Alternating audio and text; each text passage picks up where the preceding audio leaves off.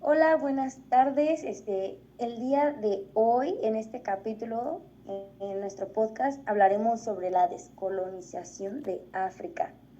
¿Qué fue la descolonización de África? Bueno, fue un proceso que tuvo caracteres históricos, políticos, sociales y económicos, que tuvo lugar a mediados del siglo pasado y que se dio como resultado el nacimiento de una serie de repúblicas independientes en el continente de África.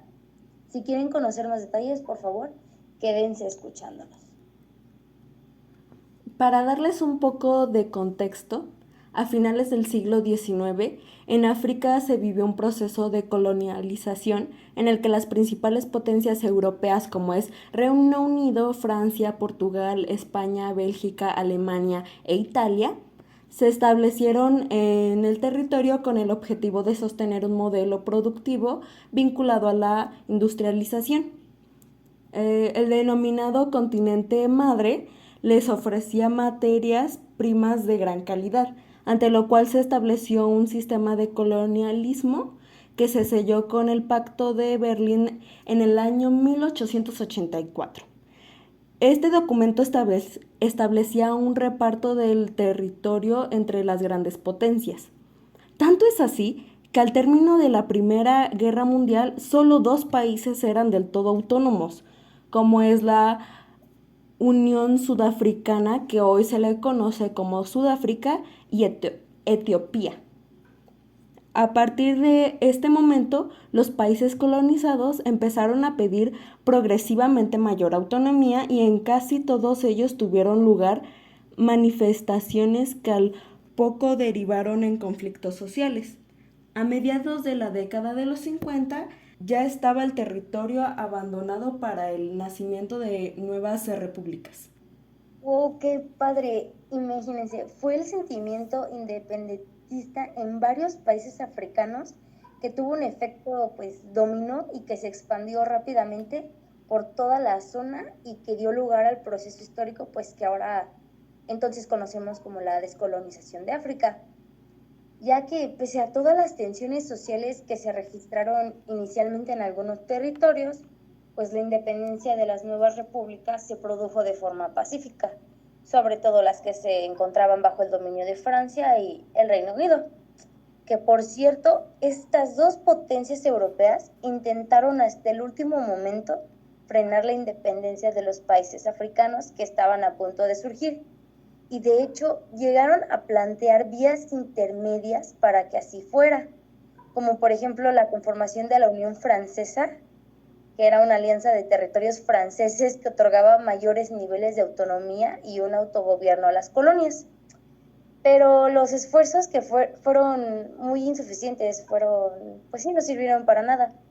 Pero en otros casos, como el del Reino de Marruecos, fue tanto el deseo de formar una república nueva que llegó a tener la representatividad en la vida política del país como el auge del partido independentista. Y en cuanto a las colonias españolas, pues por ejemplo Guinea Ecuatorial obtuvo su independencia en 1968, mientras que España se retiraba del Sahara Occidental en 1975, en noviembre me parece, tras la firma de los acuerdos tripartios en Madrid. Pero las acciones armadas que se desarrollaron en ese territorio tras la salida de las tropas españolas, pues provocó una huida masiva de refugiados hacia el sur de Argelia. Ya el conflicto sigue sin estar resuelto y existe desde 1991 una misión de las Naciones Unidas para la realización de un referéndum en el Sahara Occidental.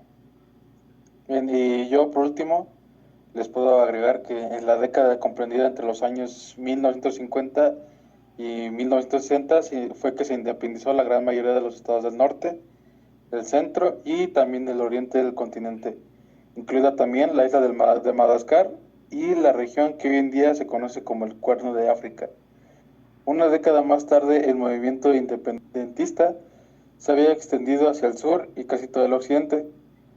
Fue precisamente en esos años cuando cobró forma la idea de un ente territorial al que pertenecían las nuevas repúblicas y todo esto para consolidar un bloque continental de cara al resto del mundo. Esto se llamó Organización para la Unidad Africana y surgió en el año 1963. Y pues 4 décadas más tarde cambió de nombre y dio paso a la actual Unión Africana. Y la independencia de los países africanos fue un paso importante para la constitución de nuevas repúblicas.